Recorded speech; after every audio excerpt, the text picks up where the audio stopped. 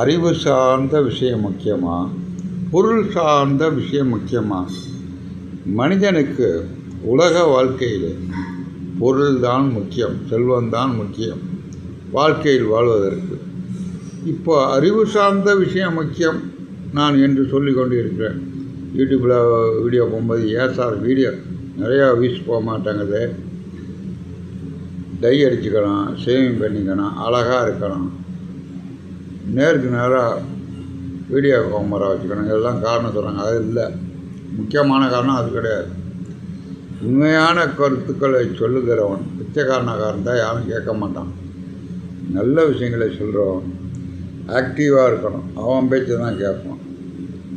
இப்பொழுது உலகத்தில் பொருள் முக்கியமா, செல்வம் முக்கியமா, அல்லது உணவு சார்ந்த விஷயம் முக்கியமா, எது முக்கியம் உலக வாழ்க்கை?